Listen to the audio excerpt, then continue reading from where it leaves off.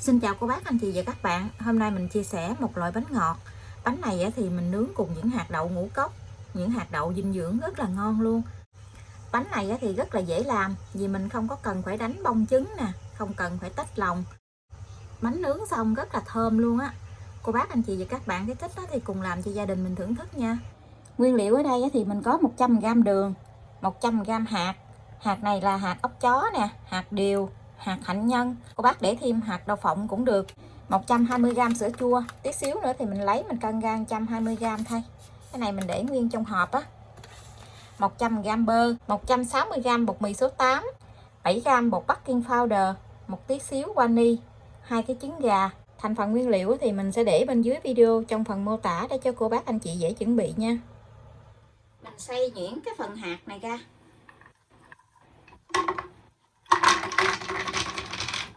Phần hạt này thì cô bác có thể để 150g cũng được nha. Cái này mình làm nhân bánh cho nên nó là mình để nhiều tí xíu cũng không sao. Mình xay nhuyễn ra.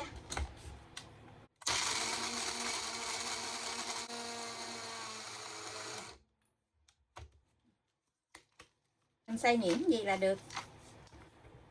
Mình xay xong rồi thì mình cho ra cái tô để mình trộn nè. Mình trộn bơ á. Trong phần đậu này thì mình sẽ trộn là 30g đường. Thì mình lấy cái muỗng nè, mình múc khoảng chừng 2 muỗng. Trong 100g đường này thì mình lấy ra 30g.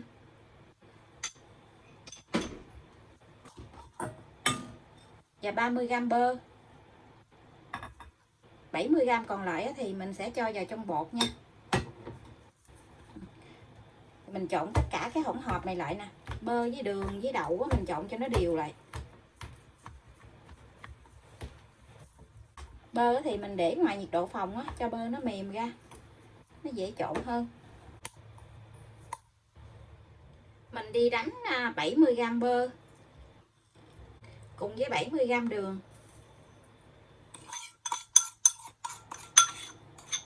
một chút xíu vani để cho bánh nó thơm. Mình dùng máy đánh trứng mình đánh bông lên cái phần bơ với đường này nha.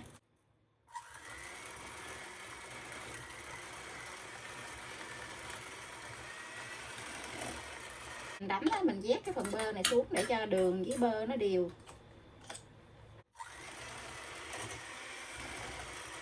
Mình đánh bông cái phần bơ với đường này rồi thì mình sẽ cho lần lượt trứng vô. Mình cho từ trứng vô để mình đánh nha.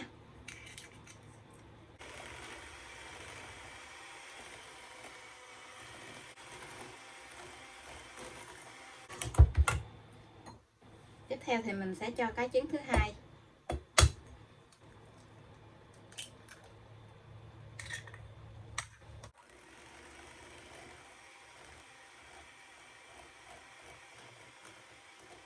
Để cho 120g sữa chua vô. Mình dùng cái máy này mình trộn lại cho nó đều. Cái này thì mình chỉ trộn thôi, mình không có đánh.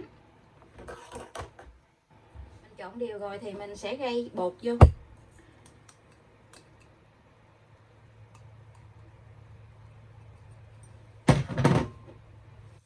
Cùng với baking powder mình cho vô luôn.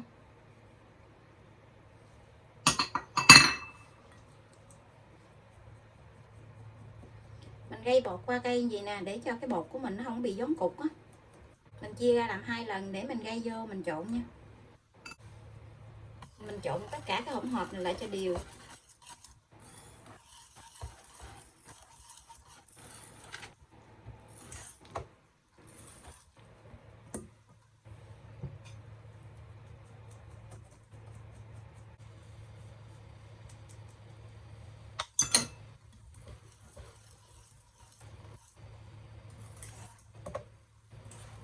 Phần bánh này thì cái bột nó hơi đặc một tí.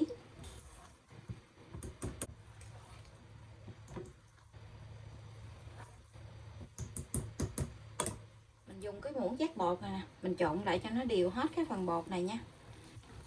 Phần bánh này thì rất là dễ, là mình không có cần phải đánh cho nó bong trứng lên. Mình chỉ trộn cho đều thôi. Trộn lại cho đều như vậy là được rồi nè. Mình trộn lên xong rồi thì mình sẽ cho vào khuôn để nướng. Bánh này thì mình sẽ chia ra làm 2 lớp. Một lớp ở dưới là bánh nè, còn lớp giữa là đậu. Mình chia ra bột ra làm hai.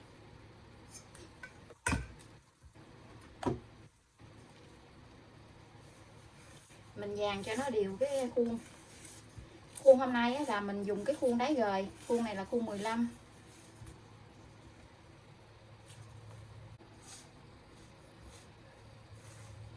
Mình lấy cái muỗng nhỏ này mình dàn cái bột ra. Cho phân nửa cái phần bột này xuống dưới khuôn rồi thì mình sẽ cho một phân nửa cái phần đậu lên. Đậu này thì mình cũng chảy cho nó bằng nhau á. Mình chia ra làm hai, mình chảy lên trên mặt bánh gì.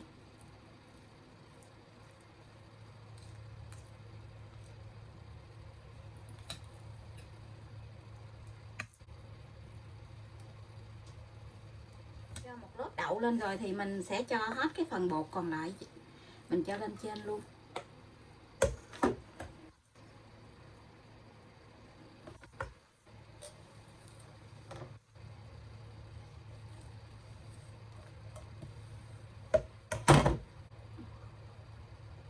Mình dàn cho đều cái bột này ra.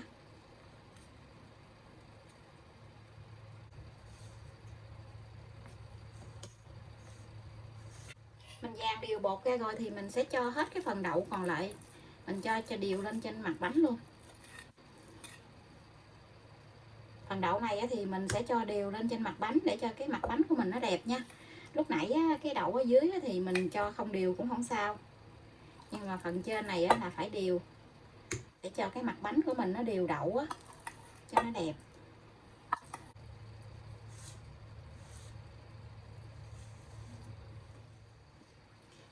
Mình cho bột với đậu vào trong khuôn xong rồi thì mình sẽ cho vào trong lò để nướng luôn nha. Lò nướng thì mình đã mở nóng lên trước 10 phút. Lò mình có 3 ngăn thì mình để ngăn ở dưới luôn, tức là ngăn thứ 3 nè, ngăn dưới cùng luôn. Mình nướng ở nhiệt độ là 150 độ C, mở 2 lửa. Thời gian nướng là 45 tới 50 phút, không cần mở quạt. Cô bác canh nhiệt độ nóng của lò nhà mình nha. Bánh mình đã nướng xong. Bây giờ thì mình sẽ hé cửa lò ra, mình để cái bánh ở trong lò thêm 3 phút nữa thì mình hãy lấy ra nha. Cái bánh nó nở lên rất là cao luôn kìa. Cô bác muốn coi cái bánh của mình nó có chín hay không thì mình lấy chiếc đũa mình xiên vô. Khi nào mình dỡ chiếc đũa lên mình thấy cái chiếc đũa khô là cái bánh của mình nó chín á. Mình nướng bằng cái khuôn đáy gời cho nên cũng dễ lấy cái bánh ra lắm. Cô bác đặt cái khuôn lên trên cái ly nhỏ gì nè. Rồi sau đó thì mình đẩy cái khuôn xuống thì cái khuôn tự động nó rớt.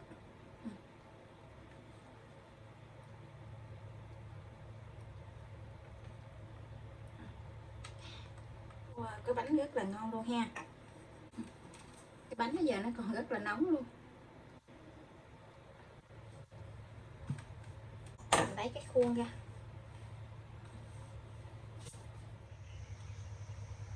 Bánh nguội rồi, bây giờ thì mình sẽ cắt cái bánh này ra cho cô bác anh chị xem bên trong nha.